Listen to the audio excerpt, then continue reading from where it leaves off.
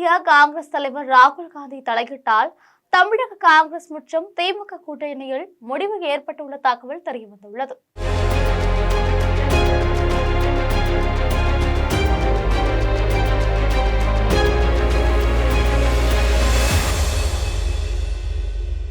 தற்பொழுது ஆளும் திமுக கட்சியுடன் காங்கிரஸ் கட்சி கூட்டணிகள் இருக்கிறது. திமுகவை பொறுத்தவரைகள் காங்கிரஸ் கட்சி பலமான கூட்டணியாக பார்க்கப்படுகிறது. இதை தவிர திமுக தலைவர் மு.க.ஸ்டாலின், காங்கிரஸ் தலைவர் ராகுல் காந்தி ஆகியோரிடையே மிகுந்த நட்பு நிலவி வருகிறது.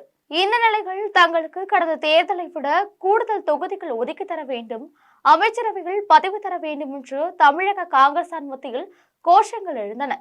இது மட்டுமில்லாமல் காமராஜ் ஆட்சி அமைப்போம் என்றும் பேசி வந்தார்கள். இதனால் திமுக காங்கிரஸ் கூட்டணி இடையே பலவித குழப்பங்கள் நிலவி வந்தன. இதற்கிடையே தமிழக வெற்றி கழகத்துடன் இணைய போவதாகவும் காங்கிரஸ் கட்சியினர் திரைமறைவில் மிரட்டி வந்தனர்.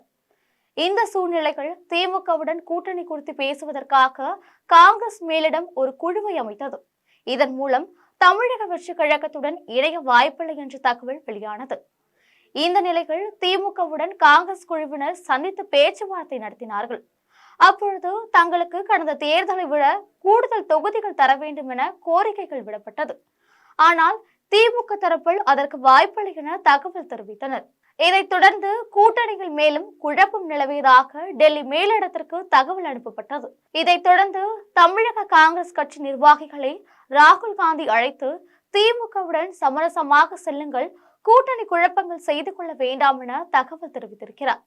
முன்னதாக பீகார் தேர்தலில் காங்கிரஸ் அமோக வெற்றி பெறும், அந்த அடிப்படையில் தமிழகத்திலும் அதிக தொகுதிகள் கேட்டு வாங்கலாம் என காங்கிரஸ் கட்சி நினைத்திருந்தது. ஆனால் பீகார் தேர்தலில் 61 தொகுதிகளில் போட்டியிட்ட காங்கிரஸ் கட்சி வெறும் 6 தொகுதிகளில் மட்டுமே வெற்றி பெற்றுள்ளது.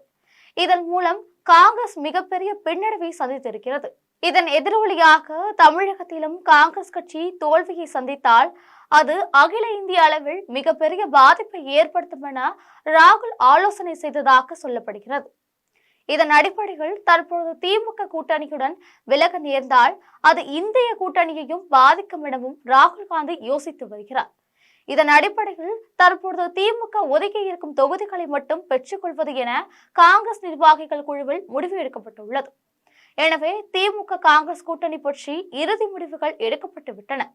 இந்த முடிவுகள் அடுத்த மாதம் அறிவிக்கப்படும் என எதிர்பார்க்கப்படுகிறது. இது போன்ற அரசியல் பின்னணி செய்திகளை தெரிந்து கொள்வதற்கு ஜெம் தொலைக்காட்சியுடன் எப்பொழுதும் தொடர்பில் இருங்கள். நன்றி, வணக்கம்.